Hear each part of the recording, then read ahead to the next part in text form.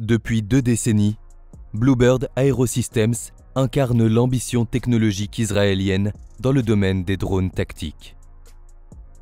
Alors que cette entreprise s'est rapidement hissée parmi les leaders mondiaux des systèmes aériens sans pilote, comment a-t-elle fait?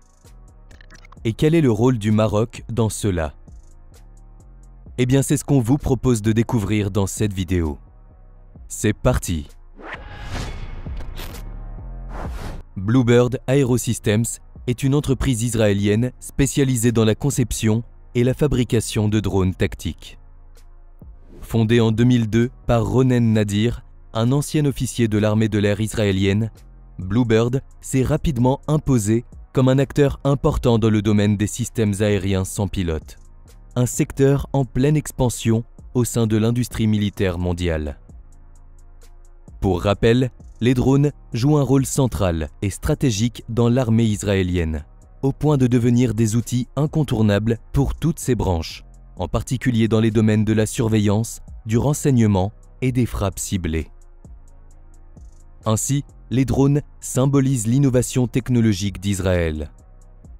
L'armée collabore étroitement avec des entreprises israéliennes pour concevoir, tester et améliorer sans cesse de nouveaux systèmes.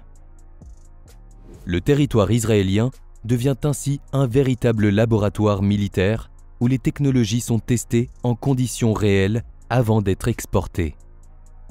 Ce lien étroit entre armée, industrie et innovation confère à Israël une position dominante dans le domaine des drones, à la fois comme puissance militaire et comme acteur majeur de l'armement mondial. Ainsi, dans ce contexte, dès ses débuts, Bluebird a choisi de se concentrer sur le développement de drones compacts, robustes et facilement déployables sur le terrain.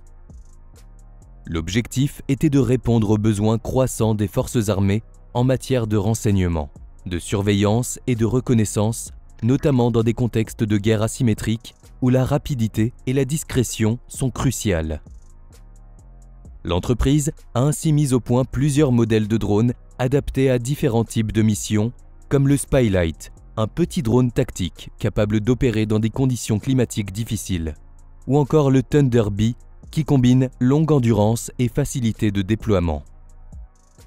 Au fil des années, l'entreprise a su séduire plusieurs clients à travers le monde, notamment en Asie, en Afrique, en Europe et en Amérique latine. Elle a aussi été régulièrement impliquée dans les opérations de l'armée israélienne, qui utilise ces systèmes pour la surveillance des frontières, le renseignement en temps réel et le soutien aux forces terrestres. Un tournant majeur dans l'histoire de Bluebird a lieu en 2020 lorsqu'elle a été partiellement acquise par Israel Aerospace Industries, alias IAI, le géant israélien de l'aéronautique et de la défense. En rejoignant partiellement IAI, Bluebird a bénéficié d'un soutien industriel et financier considérable, lui permettant de développer ses capacités de production, d'investir dans de nouveaux projets comme les munitions rôdeuses et de s'intégrer à des chaînes de production plus larges. De son côté, pour IAI, cette acquisition a permis de compléter son offre. L'entreprise étant déjà réputée pour ses grands drones MALE, comme le Heron TP, l'intégration de Bluebird lui a permis d'étendre son catalogue aux drones tactiques plus compacts, légers et adaptés à des forces terrestres mobiles. Il s'agissait aussi pour IAI de renforcer sa présence sur le marché international, notamment en Afrique et en Amérique latine, où Bluebird avait déjà des contrats. Aujourd'hui, Bluebird Aerosystems continue d'innover en intégrant des technologies avancées telles que l'intelligence artificielle, les communications sécurisées ou encore les capacités de vol autonomes. Ces drones sont utilisés non seulement dans des contextes militaires, mais aussi pour des missions civiles, comme la surveillance de pipelines, la gestion des catastrophes naturelles ou encore le suivi environnemental. Petit à petit, Bluebird va alors s'implémenter à l'étranger, et notamment au Maroc. Il ne faut pas oublier que ces dernières années, le Royaume s'est fixé comme objectif de renforcer son indépendance en matière d'armes. Pour cela, il cherche à développer une industrie militaire locale, notamment avec la fabrication de drones de renseignement et de combat. Ainsi, le pays s'est tourné vers Israël. Ce rapprochement diplomatique a été crucial pour l'acquisition de drones de qualité. Il ne faut pas oublier que ce rapprochement s'est accéléré depuis la normalisation diplomatique opérée en décembre 2020 dans le cadre des accords d'Abraham, une série de traités de paix et de normalisation des relations diplomatiques entre Israël et plusieurs pays arabes, dont le Maroc, soutenu par Washington. De plus, le Parlement marocain a adopté en 2021 une loi autorisant la création de coentreprises dans l'industrie de défense. Les dispositions de cette loi, inédites dans l'arsenal juridique marocain, permettent l'installation d'entreprises privées dans le domaine de l'armement et des équipements militaires. Cela a permis l'implantation de filiales locales de sociétés étrangères, dont la société israélienne Bluebird. Mais alors, comment l'entreprise israélienne a réussi à s'implanter au Maroc? Regardons ça de plus près. Ainsi, le Royaume a acheté plusieurs centaines de drones à l'entreprise israélienne depuis 2022, notamment 150 drones Wonderbee et Thunderbee. Ces deux drones ont été conçus pour répondre aux besoins des forces armées en matière de surveillance, de reconnaissance et de collecte de renseignements en temps réel, dans des environnements complexes et souvent hostiles. Le Wonderbee est un mini-drone léger, portable par une seule personne et lancé à la main, ce qui en fait un outil idéal pour les unités d'infanterie ou les forces spéciales opérant en première ligne. Il peut voler pendant environ 2,5 heures, avec une portée opérationnelle de 50 km. Sa discrétion, sa facilité de déploiement et son système de décollage et d'atterrissage vertical, alias VTOL, dans sa version la plus récente, lui permettent de s'adapter à toutes sortes de terrains, même les plus accidentés.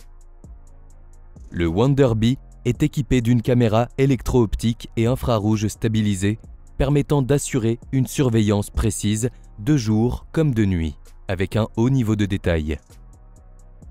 Le Thunderbee, quant à lui, est un drone de plus grande taille et plus endurant. Capable de voler pendant plus de 12 heures avec une portée de 150 km, il est conçu pour des missions prolongées nécessitant une couverture étendue et continue.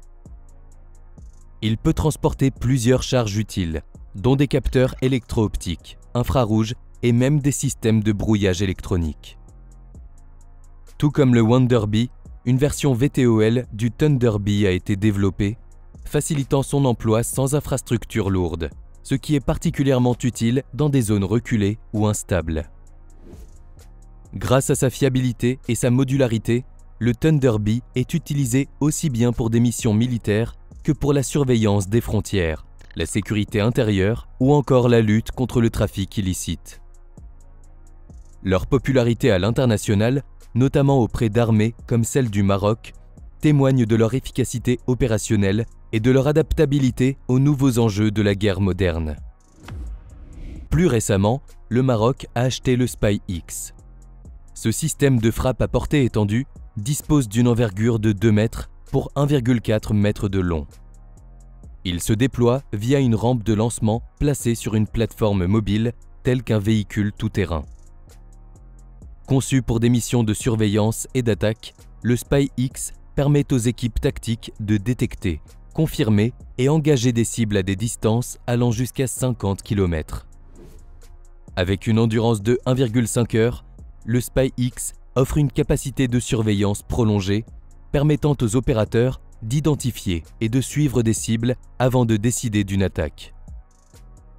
Il est équipé d'une charge utile stabilisée à double capteur, comprenant des capteurs jour et thermiques, ainsi que d'un système de suivi vidéo avancé, facilitant des attaques guidées avec précision. Le SPY-X peut être équipé de différentes ogives, pesant jusqu'à 2,5 kg, telles que des charges antipersonnelles, anti-véhicules ou anti-chars, installées juste avant le lancement en fonction de l'effet souhaité sur la cible. Il a notamment été testé par l'armée marocaine en avril 2024. Peu de temps après, on apprend que Bluebird Aerosystems va officiellement lancer son unité de production d'aéronefs sans pilote sur le sol marocain.